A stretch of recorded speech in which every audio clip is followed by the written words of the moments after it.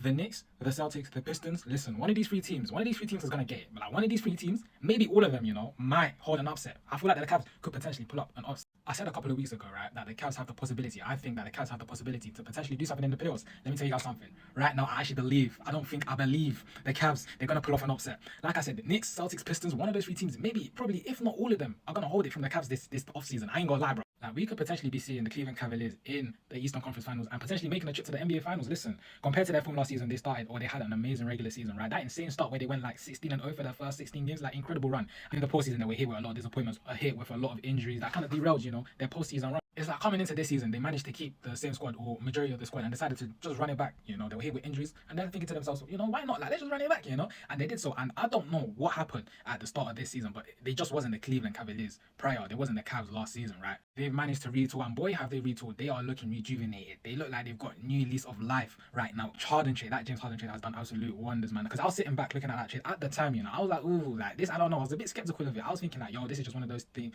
This is just one of those teams where Harden's gonna decide to just bunny hop, just be hopping around. I'm thinking to myself that, yo, like Harden's probably at that stage of his career where it's just probably for the earnings now. He's just hopping from team to team now. But man, I don't know. When I look at Harden this season and I look at James Harden, I feel like Harden has been a better fit for the Cleveland Cavaliers offense. You could actually potentially turn around and say that Harden may not even be the most important trade that they made, because Keon Ellis and Dennis Schroeder, like the impact that they've had on this team.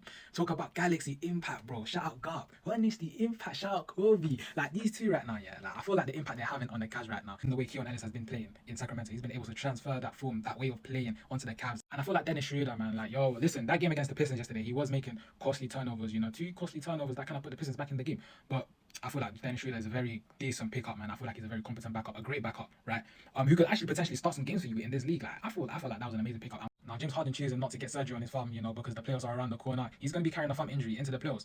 Listen, Dennis Schroeder could provide the Cavs valuable rest for James Harden, or maybe even Donovan Mitchell. Like I feel like that's the luxury that the Cavs now have with Dennis Schroeder now, that he could play backup, to one of the two, or he could start in place for one of the two, And yeah, man, like the paint presence that these two command, like the lob threats and whatnot, the presence in the paint, like we don't really need to say it anymore. These two could provide a threat to whoever they come up against, bro, in the postseason. Like they are very competent in that front court. So yes, man, when you take all things into account, I think the Cavs, one of those three teams I called out earlier in the video, Celtics, Knicks, or Pistons, they're gonna hold it. They're gonna hold a clean uppercut, an unexpected uppercut from the Cavs.